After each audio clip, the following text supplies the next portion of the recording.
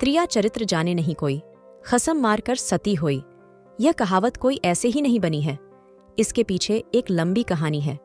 इस कहावत का अर्थ है कि स्त्री का चरित्र एक अबूझ पहेली है, उसे कोई नहीं जान सकता है।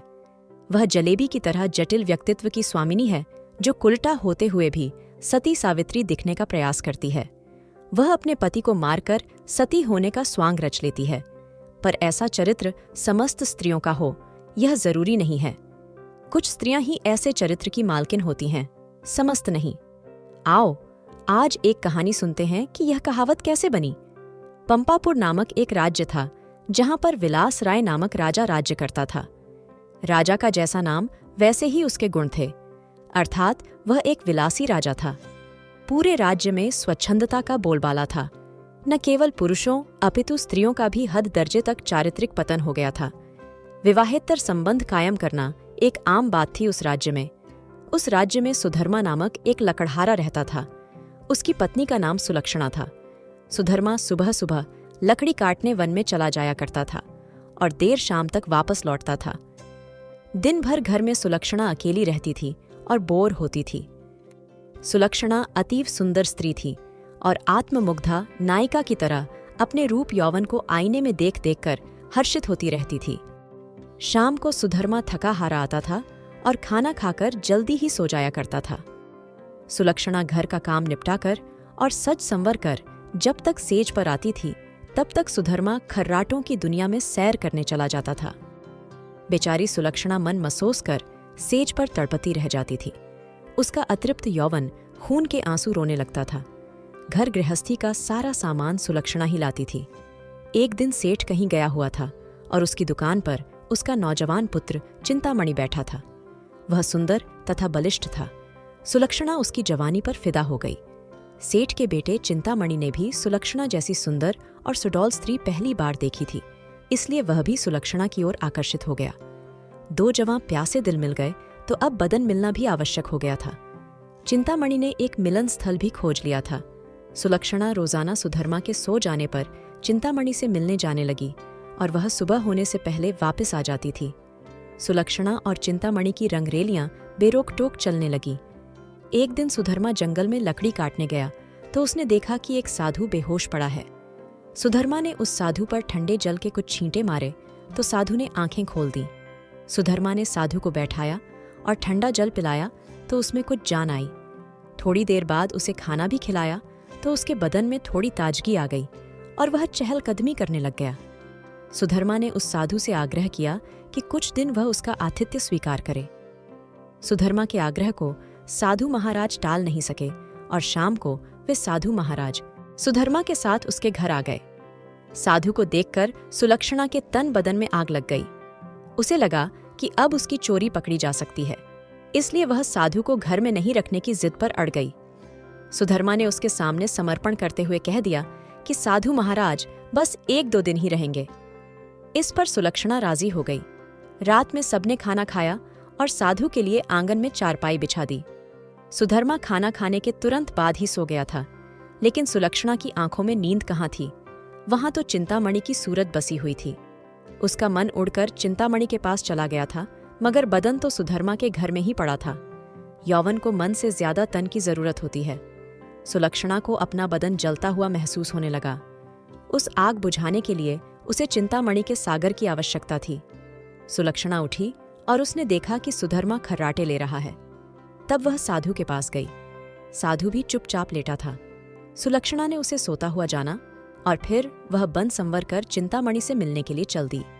साधु एक अनजान व्यक्ति के घर में ठहरा था और सुलक्षणा ने उसे बड़ी मुश्किल से घर में रहने दिया था, जबकि उसने यहाँ रहने के लिए कहा ही नहीं था। सुलक्षणा के व्यवहार को देखकर दाल में जरूर कुछ काला है, साधु महाराज के मन ने कहा, और वह सोचता ही रहा। इसलिए उसे नींद नहीं आई और उन दोनों के क्रियाकलाप देखता रहा। जब सुलक्षणा उसके पास आई तब वह दम साधकर चुपचाप लेटा रहा। उसने सुलक्षणा को बंद संवर कर कहीं पर जाते हुए देख लिया था, मगर वह चुपचाप पड़ा रहा। उसने यह भी देख लिया था कि भोर होने से पहले ही सुलक्षणा वापस आ गई थी। उसे अब सारा माजरा समझ में आ गया था। 99 दूसरे दिन सुधर्मा जब जंगल से लौटा तो साधु ने उसे अपनी पत्नी से सावधान रहने को कहा और यह भी कहा कि उसकी पत्नी किसी से मिलने रात को कहीं जाती है। इस पर सुधर्मा को सुलक्षणा पर बहुत गुस्सा आया और उसने सुलक्षणा को मारा पीटा भी बहुत। उसने सुलक्षणा को एक खंभे से बांध दिया और सो गया। सुधर्मा के मकान के पड़ोस में हरिराम नाई रहता था, जिसकी पत्नी का नाम सुशीला था। सुलक्षणा की तरह सुशीला भी एक चरित्रहीन स्त्री थी। उसका भी एक यार था। क्योंकि दोनों एक ही नाव पर सवार थीं, इसलिए दोनों घनिष्ठ सहेली बन गई थीं। दोनों सहेलियां एक दूसरे के संदेश लाने ले जाने का काम भी करती थीं, इसलिए दोनों स्त्रियां एक दूसरे के प्रेमियों से भली भांति परिचित थीं। उस रात जब काफी देर तक सुलक्षणा नहीं आई तो चिंतामणि को चिंता होने लगी। वह भागा भागा सुशीला के पास आया और सुलक्षणा को बुला लाने के लिए सुशीला से कहने लगा। सुशीला सुलक्षणा के घर गई तो उसे खंभे से बंधा पाया। तब सुलक्षणा ने सारी कहानी बता दी। सुशीला ने चिंतामणि का संदेश सुलक्षणा को दिया तो सुलक्षणा ने अपने बंधे होने की मजबूरी बता दी। इस पर सुशीला ने कहा, ऐसा कर, मैं तेरे बंधन खोल देती हूं। तू चिंतामणि से मिला, तब तक मैं यहां बंधी रहूंगी। उसके इस प्रस्ताव पर सुलक्षणा की बाँछें खिल गई और वह अपनी जगह सुशीला को बांधकर चिंतामणि से मिलने चली गई। साधु महाराज यह सब खटराग देख सुन रहे थे, मगर वे चुपचाप खाट में दम साधे पड़े रहे। रात में जब सुधर्मा की नींद खुली तो उसे सुलक्षणा पर थोड़ी दया आई और उसने सोचा कि उसने कुछ ज्यादा कठोर रूप धर लिया है। अब सुलक्षणा को खोल देना चाहिए। लेकिन मन ने कहा, अगर वह फिर से अपने प्रेमी से मिलने चली गई तो अब इस सवाल का कोई जवाब नहीं था उसके पास। उसने सोचा कि इस बार यदि सुलक्षणा वचन दे दे कि वह अपने प्रेमी से मिलने नहीं जाएगी, तब वह उसे खोल सकता है। सुधर्मा ने जोर से आवाज लगाई, कलंकिनी, अगर मुझे तू यह आश्वासन दे दे कि तू उससे मिलने नहीं जाएगी तो मैं तेरे बंधन खोल दूंगा। लेकिन वहां पर तो सुलक्षणा नहीं अपितु सुशीला बंधी हुई थी। सुशीला ने सोचा कि यदि वह कुछ भी बोलेगी तो उसकी आवाज से सुधर्मा को पता चल जाएगा कि वह सुलक्षणा नहीं कोई और है, तो फिर सारा भांडा ही फूट जाएगा। इसलिए वह कुछ नहीं बोली और चुप रही। उसके इस तरह चुप रहने पर सुधर्मा को गुस्सा आ गया और उसने गुस्से में आकर कुल्हाड़ी फेंककर दे मारी। कुल्हाड़ी सीधी सुशीला की नाक पर जाकर लगी और उसकी नाक कट गई। वह अंदर ही अंदर सारा दर्द सहन कर गई, मगर उसने एक भी कराह नहीं निकलने दी।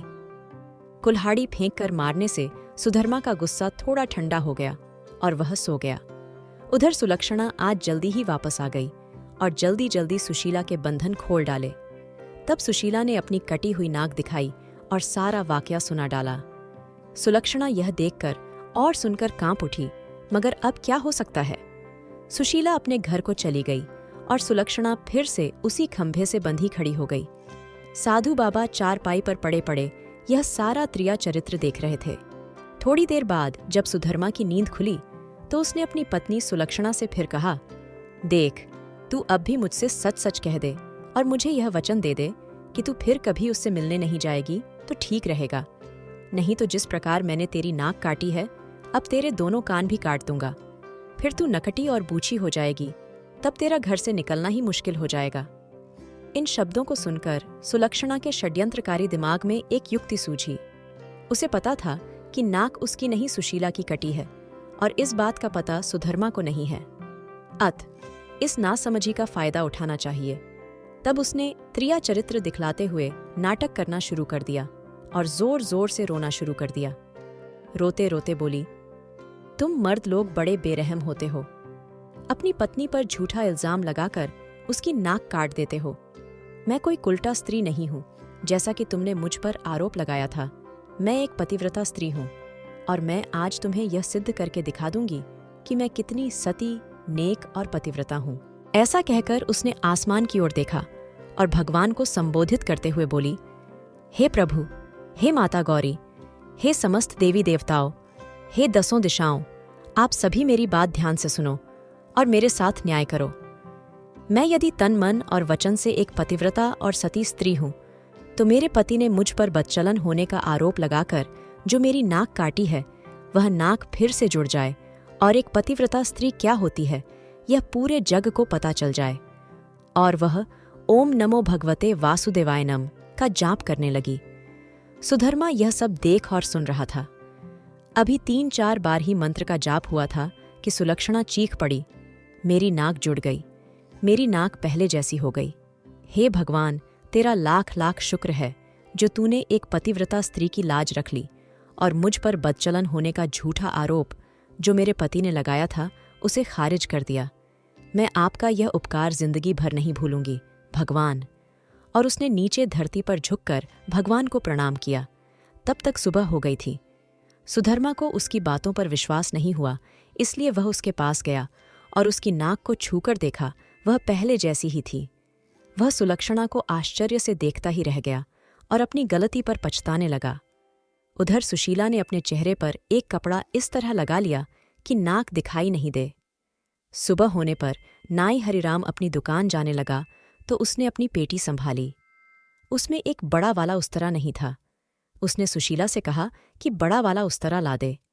सुशीला नाक कटने से चिड़ी हुई सी थी तो उसने हरिराम की तरफ एक चाकू फेंक दिया और कहा, ले, यह ले तेरा बड़ा वाला उस्तरा। बड़े वाले उस्तरे की जगह चाकू देखकर हरिराम का पारा 7वें आसमान पर चढ़ गया। उसने अपनी पेटी खोली और एक छोटा उस्तरा निकाला और उसे सुशीला की ओर फेंक कर मारा। सुशीला की चाल कामयाब हो गई। वह यही तो चाहती थी। उसने उस्तरा हाथ में पकड़ा और जोर जोर से चिल्लाने लगी, अरे मेरी नाक काट दी, हाय मेरी नाक काट दी। उसकी आवाज सुनकर अड़ोसी पड़ोसी आ गए और वहां भीड़ लग गई। लोगों ने देखा कि सुशीला की नाक कटी हुई है और उसके हाथ में एक छोटा उस्तरा है। सुशीला कहे जा रही थी कि उसके पति ने उसे बदचलन बताकर बेवजह ही उसकी नाक इस उस्तरे से काट दी है। लोगों ने सुशीला की बात सही मान ली और हरिराम नाई की खूब धुनाई कर दी। इतनी देर में राजा के सिपाही आ गए और हरिराम नाई को पकड़कर ले गए। राजा की अदालत में मुकदमा चला। सुशीला ने स्वयं को सती सावित्री, पतिव्रता बताते हुए अपने पति पर आरोप लगाया कि उसने उसे बदचलन बताकर उसकी नाक उस उस्तरे से काट ली थी। उस्तरा भी था और सुशीला की नाक भी कटी हुई थी। एक पत्नी अपने पति पर मिथ्या आरोप क्यों लगाएगी? राजा ने हरिराम नाई को दोषी मानते हुए उसे मृत्युदंड सुना दिया। इस मृत्युदंड की चर्चा पूरे राज्य में फैल गई। सुधर्मा के घर में हुए साधु महाराज ने भी जब हरिराम नाई को मृत्युदंड की बात सुनी तब वह विचलित हो गया। उसे दोनों स्त्रियों के त्रिया चरित्र का संपूर्ण ज्ञान था, जिसकी चपेट में एक निर्दोष व्यक्ति हरिराम नाई आ रहा था और अपनी जान से हाथ धो रहा था।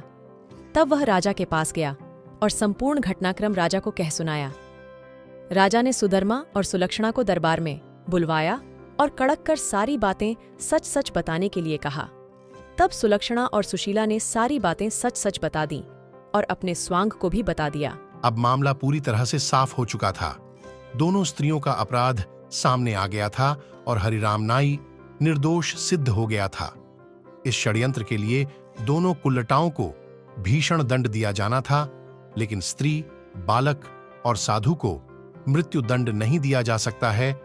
इस शास्त्रीय विधान के अनुसार दोनों स्त्रियों के नाक कान काटकर उन्हें छोड़ दिया गया।